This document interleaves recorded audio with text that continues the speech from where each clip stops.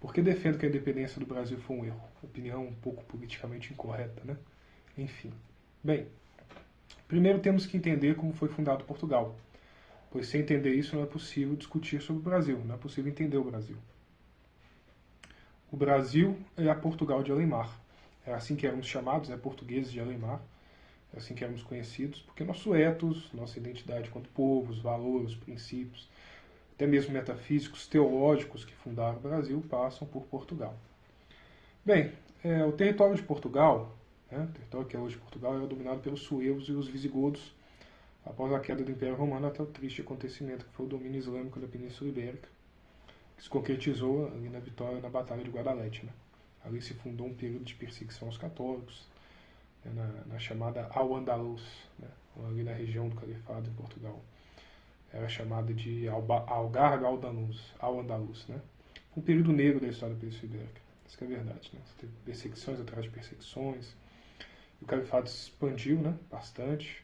Ameaçou tomar a França, por exemplo, muito graças a Carlos Martel não tomou, né? Que liderou os francos na Batalha de Poitiers em 732.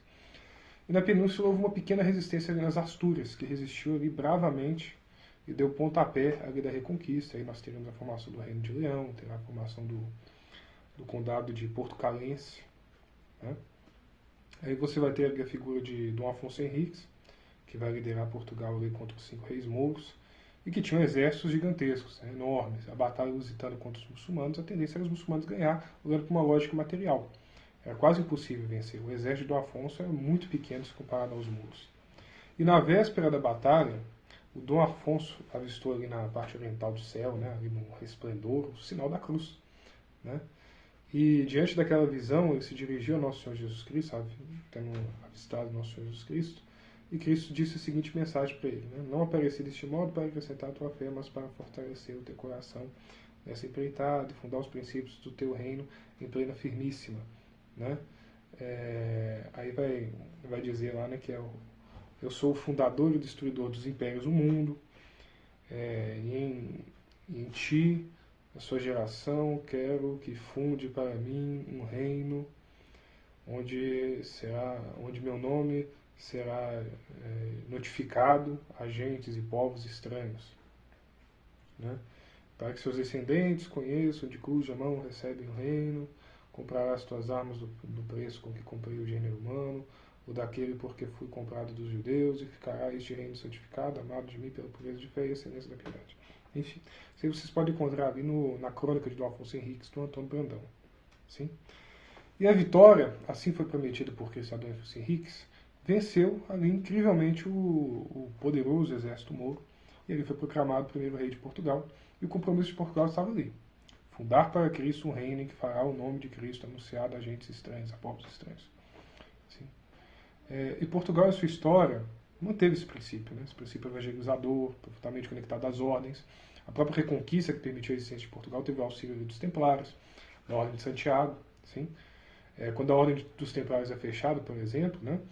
Pelo Clemente V, principalmente por causa da pressão do Filipe Belo da França, lá em 1312, Portugal vai acolher, né? Vai ser fundada ali a Ordem Militar do Senhor Jesus Cristo, né?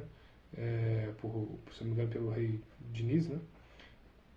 E aí a Ordem de Cristo vai cumprir a missão que foi dada por Cristo a Portugal, né? Por exemplo, Pedro Álvares Cabral era grão-mestre da Ordem de Cristo, né? Ele era cavaleiro da Ordem, né? O Brasil foi fundado por uma lógica evangelizadora, nada daquela lógica marxista, materialista, né? Aquela bobagem, roubaram nosso ouro, vieram aqui para explorar, tudo mais.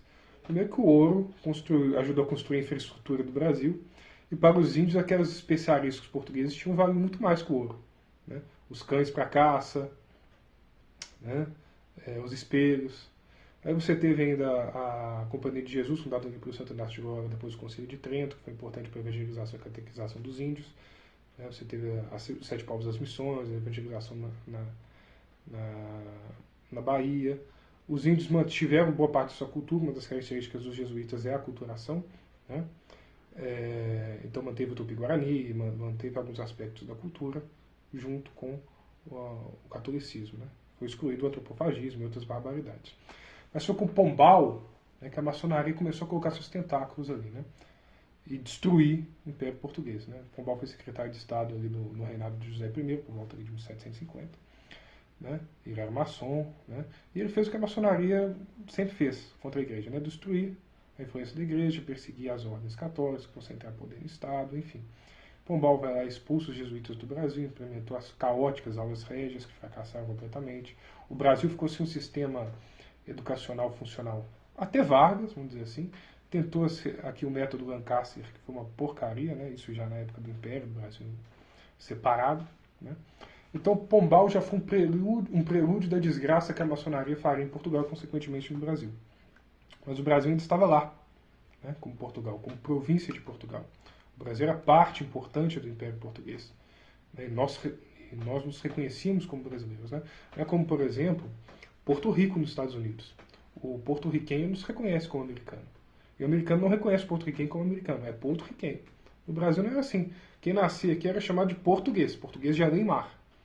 Nós éramos portugueses, inclusive mantendo uma tradição de miscigenação e mistura que já vinha de Portugal, que era celta, sefardita, tinha muçulmano também, visigodo, ou seja, a própria Península Ibérica já era miscigenada. O Brasil era mais um território português que mantinha a virtude antropológica, sociológica da miscigenação. Né? O Brasil é essa extensão de Portugal. Né? E quando Dom João VI vem para cá, em razão ali das guerras napoleônicas, lá em 1808, e leva o Brasil a reino, trazendo a administração do Império Português para o Rio de Janeiro, né? Ele não faz para voltar para a administração para Portugal após as guerras napoleônicas. Né? Ele mantém a administração do reino aqui. Agora, Reino Unido de Portugal, Brasil e Algarves. Né? E seguisse o ciclo natural. Né? O Brasil, pela sua extensão e importância, agora seria o centro do Império Português. Né? Um império que se expandiu para expandir a fé cristã, né? Se formou ali talvez um dos maiores impérios do mundo, se não o maior na época. O Império Português se expandia do Brasil até boa parte da China. Era um império gigantesco. Né? Mas aí você teve o iluminismo, a desgraça das ideias iluministas, né? A Revolução Liberal do Porto, que vai matar famílias nobres. O exemplo é da família da Távora, né? Uma família tradicional portuguesa que foi morta por eles. Você vai ter a instauração das Cortes Gerais, que era dominado por maçons, por revolucionários, por liberais, que vão tomar o poder, vão dar um golpe em Dom João VI, né, cria uma constituição liberal progressista, cria um caos que os vizinhos europeus vinham passando, essa porcaria chamada liberalismo, essa porcaria chamada iluminismo, que vem destruindo a França na Revolução Francesa, Napoleão, 18 de Brumário, né, toda aquela porcaria que Marx até escreveu. Aí você teve a Segunda República, a Terceira República, né, o caos que se expandiu pelos países europeus, a Primavera dos Povos, enfim. Essa porcaria chegou a Portugal e trouxe a barbárie. Aí Dom João VI, ao invés de repelir completamente, destruir todo o péssimo legado das cortes, né, ele vai ceder muito. As cortes queriam rebaixar o Brasil à colônia, mas colônia mesmo, para exploração. Né? O Brasil deixaria de ser reino e viraria colônia. Né? Que foi um caos. Isso vai ter, inclusive, no futuro, a Guerra Civil Portuguesa, que Dom Pedro IV de Portugal, Dom Pedro I, vai travar ali contra o Dom Miguel, né? Que é um tradicionalista católico, defensor da Portugal tradicional, que queria restabelecer o Reino Unido, enfim. Né, que depois vai liderar ali a Vila Francada, que vai destruir as cortes em Portugal e vai restabelecer os poderes de Dom João VI. Dom João VI, inclusive, vai enviar a missão Rio Maior, né, para parar a independência e restabelecer o reino, mas Dom Pedro I vai impedir. Dom Pedro I já é dominado pelas ideias liberais, muito por influência ali do José Bonifácio, mas mais ainda aquela Biscate, que era a Marquesa de Santos. Marquesa de Santos era uma puta, era uma piranha.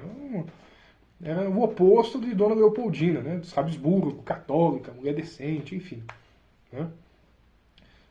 Dom Pedro só fez besteira, essa que é a verdade. Né? E contribuiu para a divisão do Império Português. Ele vai lutar contra o Miguel, vai derrotá-lo. Né? E aí a monarquia portuguesa viu uma monarquia liberal, com uma elite burguesa bandida, né? Que vai roubar Portugal, vai destruir a legitimidade da monarquia. Enquanto por aqui, o governo do Império do Brasil, já separado, vai buscar destruir esse legado português. O Brasil vai se distanciar de Portugal, vai virar um escravo econômico da Inglaterra. E essa é a verdade. Né? Uma monarquia liberal, iluminista, anti-Portugal tradicional, anticatólica, vai fazer muito mal à igreja. Tá? O Brasil Império proibiu ali a entrada de noviços das ordens religiosas no Brasil em 1855, muito por influência de José Antônio Caldas, que era padre, um padre maçom. Aliás, o regime de padroado, quando foi implementado no Brasil, né, independente da Santa Sé, fez com que a igreja fosse dominada por maçons. Né? o império que era maçônico nomeava clérigos maçônicos e destruíam a igreja internamente. Você teve o caso ali do Dom Vital, né, que foi preso por combater os maçons, condenado à excomunhão ali pelo Papa Pio IX. Enfim, então não vejo virtude na independência do Brasil.